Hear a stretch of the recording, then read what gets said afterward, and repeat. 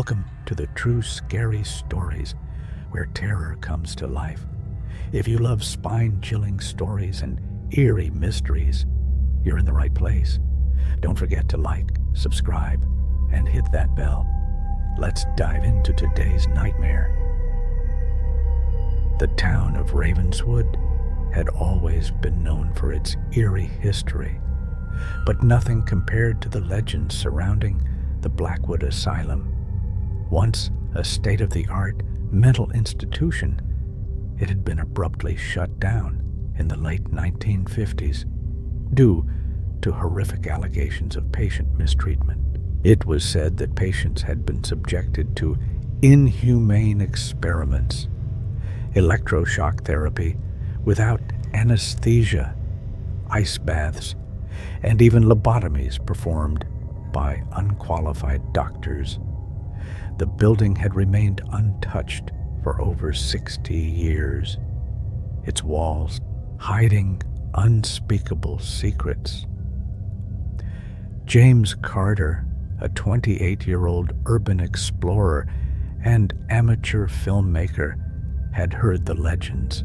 His YouTube channel, Ghost Files Uncovered, was dedicated to investigating abandoned places rumored to be haunted when he received an email from a local historian claiming to have proof of something unnatural inside Blackwood Asylum.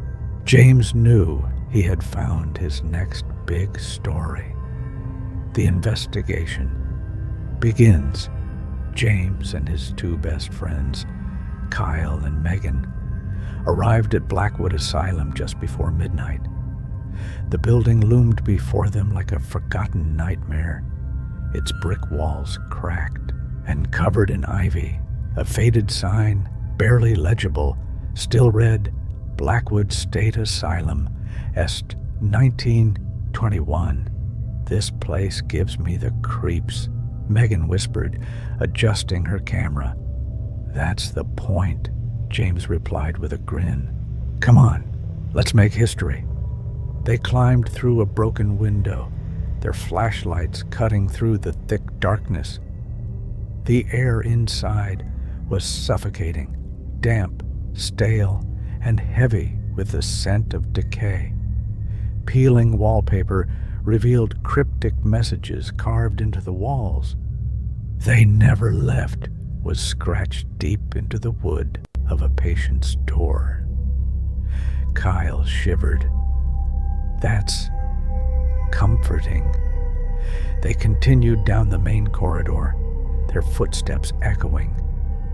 The silence was deafening, save for the occasional drip of water from a leaking pipe. Then the first whisper came, a faint voice, barely audible, like someone calling for help from a distance. Megan stopped. "Did you hear that?" James nodded, his heart pounding. He pointed his camera toward the end of the hall. "Let's check it out." The locked ward following the voice. They came across a rusted metal door marked Ward C, Isolation. Unlike the others, this door was bolted shut from the outside. Kyle hesitated. "This is a bad idea." James ignored him, pulling out a crowbar from his backpack. With a few forceful strikes, the lock snapped and the door creaked open. A wave of icy air rushed past them, and the smell of something rotting filled their noses.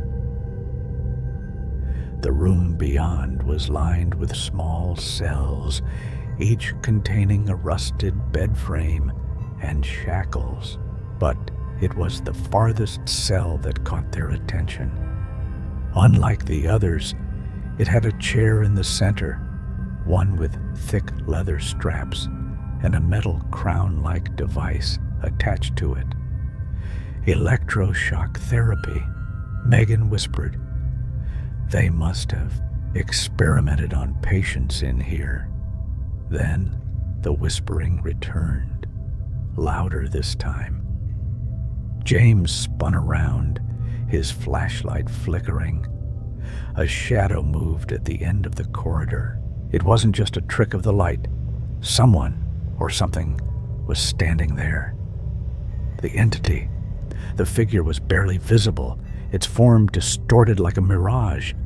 Its head tilted unnaturally, and as it stepped forward, a guttural growl filled the air. Megan let out a small scream, gripping Kyle's arm. "We need to go. Now." James, still filming, whispered, "What the hell is that?" The entity let out a bone-chilling shriek, and suddenly, every door in the ward slammed shut simultaneously. The lights on their cameras flickered violently, and the whispers became screams. Kyle grabbed James by the jacket. "Run!" They sprinted down the corridor, but the building seemed to twist around them. Hallways that were once clear now led to dead ends. Doors that had been open were suddenly locked. The asylum was shifting, trapping them inside. Then, the entity was behind them. A force slammed into James, sending him crashing to the ground. His camera skidded across the floor, capturing the horrifying sight. A skeletal figure in a hospital gown, its mouth stitched shut, its hollow eyes bleeding black liquid. It crawled toward him with unnatural speed. Megan shrieked, yanking James up. "Move!" They found a stairwell, barreling down the steps until they reached the main lobby. The front doors, which had been rusted shut, were now wide open. Without hesitation, they ran outside. The second they crossed the threshold, the asylum went silent. They collapsed onto the pavement, gasping for breath. James turned back toward the building, expecting to see the entity standing in the doorway. But there was nothing. Just an empty, rotting asylum, Kyle panted. "We are never doing that again." James picked up his camera, his hand shaking.